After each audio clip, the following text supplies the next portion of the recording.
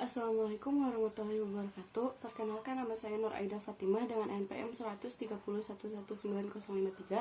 Di sini saya akan menjelaskan mengenai hubungan antara tingkat kesadaran diri dan pengetahuan tentang ibadah sholat 5 waktu pada siswa SMA SLTA di Kota Bandung. Yang pertama yaitu ada latar belakang masalah, di mana para ahli sering menyebutkan bahwa manusia disebut sebagai al-kain anatik, yaitu makhluk yang berbicara atau makhluk yang memiliki nilai luhur. Menurut Al-Aqad, mengapa manusia disebut makhluk yang berbicara daripada malaikat yang turun ke bumi? Dikarenakan manusia memiliki martabat yang lebih tinggi dibandingkan dengan makhluk yang lainnya. Manusia memiliki kedudukan sebagai pembimbing di jalan yang baik maupun yang buruk, sedangkan malaikat tidak mempunyai semua itu. Seorang muslim yang beriman dan selalu melakukan amalan kebajikan, dia telah mencapai kedudukan yang tertinggi dalam hidupnya. Allah Subhanahu wa taala berfirman dalam surat Az-Zariyat ayat 56, di mana ma khalaqtul jinna wal insa illa liya'budun, yang artinya, dan aku tidak menciptakan jin dan manusia melainkan mereka diciptakan untuk mengabdi kepadaku.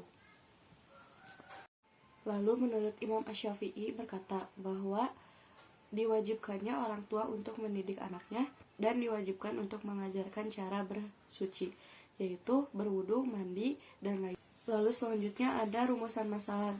Yang pertama, bagaimana tingkat kesadaran diri pada siswa SLTA di Kota Bandung dalam pelaksanaan ibadah sholat 5 waktu. Lalu yang kedua, bagaimana pengetahuan pada siswa SLTA di Kota Bandung tentang kewajiban pelaksanaan ibadah sholat 5 waktu. Lalu yang ketiga yaitu bagaimana hubungan antara tingkat kesadaran diri dan pengetahuan tentang ibadah sholat 5 waktu pada siswa SLTA di Kota Bandung. Yang pertama yaitu metode penelitian kuantitatif, di mana digunakan untuk meneliti populasi atau sampel tertentu, pengumpulan data menggunakan instrumen penelitian. Lalu yang kedua yaitu jenis pendekatan. Di sini penulis menggunakan pendekatan survei, yaitu merupakan cara untuk memperoleh informasi faktual tentang institusi. Lalu teknik pengumpulan data yang dilakukan yaitu menggunakan pengumpulan angket dan studi dokumentasi.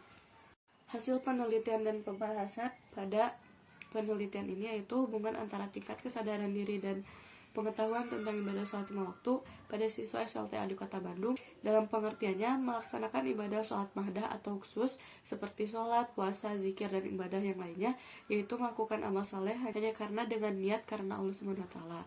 Jika dilakukan secara konsisten, baik disadari maupun tidak, maka akan muncul sifat-sifat terpuji dalam diri seseorang. Tentang manfaat doa dan zikir, Allah Subhanahu wa taala berfirman, sesungguhnya salat itu mencegah manusia dari perbuatan keji dan mungkar, dan sesungguhnya mengingat kepada Allah itu merupakan kekuatan yang paling besar. Ini dilakukan oleh penulis dengan penelitian lapangan yang ditujukan untuk siswa-siswi SLTA di Kota Bandung dengan menggunakan angket. Penelitian ini berhasil melihat dari hasil angket yang berisi tentang hubungan antara tingkat kesadaran diri dan pengetahuan tentang ibadah sholat. Hasil analisis pada penelitian ini dapat membangun atau menumbuhkan kesadaran diri pada siswa. Contohnya, menyadari bahwa kita sebagai manusia harus sadar akan kewajiban kita di bumi. Apalagi kita dilahirkan secara muslim, harus taat dalam aturan yang sudah ditentukan. Kemudian selanjutnya, hasil penelitian pada pengelolaan data korelasi bahwa nilai SIG sebesar 0,165, yang artinya lebih dari 0,05. Maka dapat disimpulkan bahwa tidak terdapat hubungan yang signifikan antara kesadaran diri terhadap pengetahuan tentang ibadah sholat 5 waktu pada siswa SMA SLTA. Maka dapat disimpulkan bahwa hak 0 diterima dan hak 1 ditolak, yakni tidak ada hubungan antara tingkat kesadaran diri dengan pengetahuan tentang ibadah sholat 5 waktu.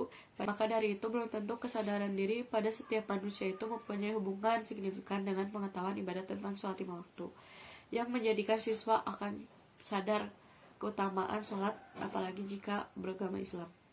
Yang terakhir terdapat kesimpulan. Yang pertama yaitu kesadaran diri membawa manusia menuju ke arah kesempurnaan bila Al-Quran dan hadis sebagai acuan. Lalu yang kedua, ajaran sholat tidak hanya sekedar ibadah ritual semata, tetapi bisa menjadi sebagai amalan yang di dalamnya mengandung pembelajaran yang berhubungan dengan kesadaran diri pada setiap orangnya. Lalu yang ketiga, dapat disimpulkan bahwa pengetahuan ibadah tentang sholat 5 waktu yang diketahui siswa belum tentu menjadikan siswa mempunyai kesadaran diri terhadap dirinya sendiri. Mungkin sekian pemaparan yang bisa saya sampaikan. Mohon maaf bila banyak kekurangan dalam perkataan. Wabillahi taufiq wal hidayah. Wassalamualaikum warahmatullahi wabarakatuh.